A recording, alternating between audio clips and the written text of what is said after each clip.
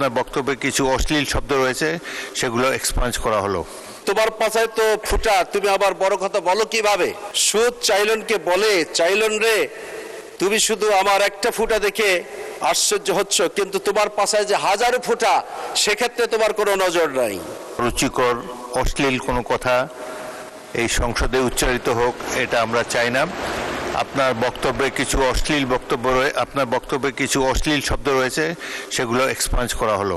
আজকে আমাকে বক্তব্য দেওয়ার সুযোগ দেওয়ার জন্য মাননীয় স্পিকার, এবারের বাজেটের প্রধান ক্ষতিকর দিকগুলো মধ্যে রয়েছে উচ্চ মূল্যস্ফীতির কারণে নিত্যপণ্যের বাজারে চাপ বৃদ্ধি করবে, রাজস্ব আদায়ের উচ্চাভিলাষী লক্ষ্যমাত্রার ফলে সাধারণ মানুষের উপর পরোক্ষ করের চাপ বাড়ার আশঙ্কা রয়েছে এবং কালো টাকা সাদা করার সুযোগ রয়েছে। অর্থনীতিবিদদের মতে এবারের বাজেটে যেসব বড় ঝুঁকি ও নেতিবাচক প্রভাব রয়েছে তা হল মূল্যস্ফীতি নিয়ন্ত্রণ ও নিত্যপণ্যের চাপ। বিশেষজ্ঞদের মতে নিত্যপণ্যের বাজার এমনিতেই অস্থির, যার ফলে সাধারণ মানুষের জীবনযাত্রার ব্যয় ও সংসারের খরচ মেটানো কঠিন হয়ে পড়বে। বড় ও দীর্ঘস্থায়ী ঘাটতি সুদের হার বাড়িয়ে দেয়, বিনিয়োগ কমিয়ে দেয় এবং এমন এক ঋণের বোঝা তৈরি করে যা সরকার এবং করদাতাদের পক্ষে বহন করা অত্যন্ত কঠিন হয়ে পড়ে।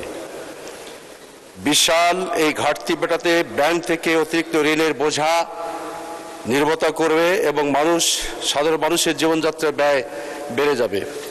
মাননীয় স্পিকার, আজকে বর্তমান সরকারের ঋণ 21 ট্রিলিয়ন অর্থাৎ 21 লাখ কোটি টাকারও বেশি, যা মোট দেশজ উৎপাদনের জিডিপি প্রায় 38.9% থেকে 41-এর মধ্যে অবস্থান করছে। বৈদেশিক ঋণের পরিমাণ 78 বিলিয়ন মার্কিন ডলার।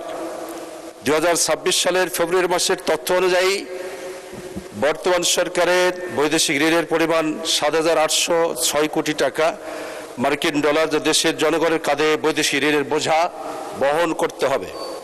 মাননীয় স্পিকার, সেই সাথে একটু দৃষ্টি আকর্ষণ করে বলতে চাই, আমাদের এই পার্লামেন্টে বিভিন্ন জনকে দোষারোপ করে কথা বলা হয়। সেক্ষেত্রে আমি বলতে চাই, যেমন বলা হয়েছে যে জনাব ফখরুল ইসলাম যেমন ইসলাম নন, জামাতে ইসলামী ইসলাম নন, তাহলে অন্তত সরকার দেশের সকল ইবতেদায়ী মাদ্রাসা সরকারিকরণ করে প্রমাণ করুক যে তারা ইসলাম বান্ধব সরকার।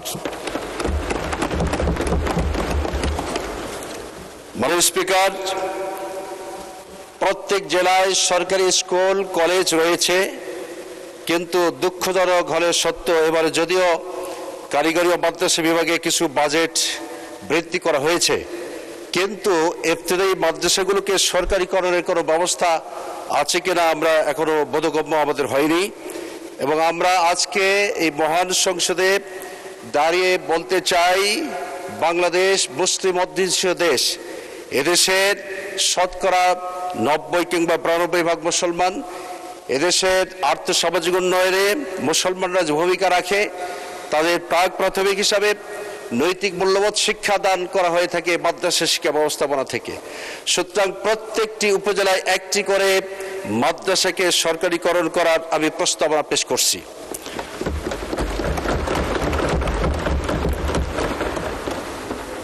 মাননীয় স্পিকার,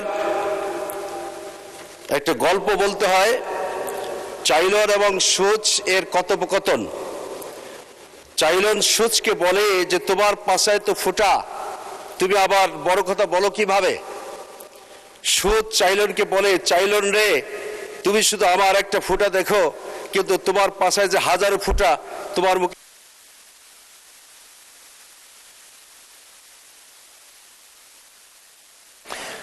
ধন্যবাদ মাননীয় সদস্য। আচ্ছা, 2 মিনিট আরো বলেন। মাননীয় স্পিকার, আমি যেটা বলতে চেয়েছিলাম, একটু উদাহরণস্বরূপ চাইলন এবং সুচের কথোপকথন।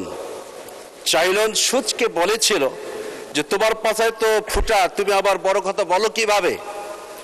সুচ চাইলনকে বলে, চাইলন রে তুমি শুধু আমার একটা ফুটা দেখে আশ্চর্য হচ্ছ, কিন্তু তোমার পাশায় যে হাজারো ফোঁটা সেক্ষেত্রে তোমার কোনো নজর নাই।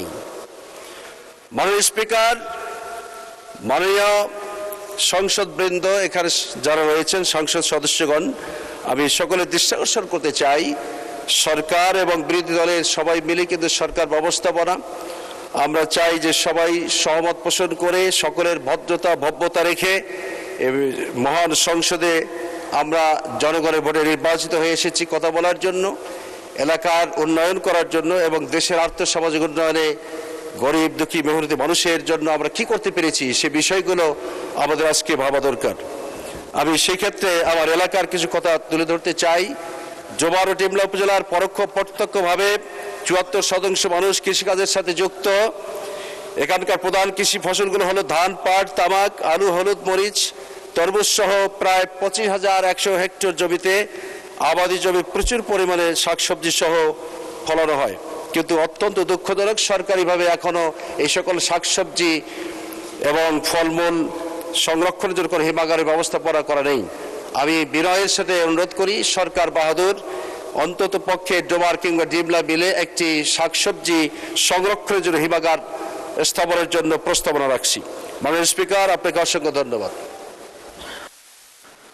মাননীয় সদস্য, সংসদে বক্তব্য রাখার সময় সাবধানতা অবলম্বন করবেন।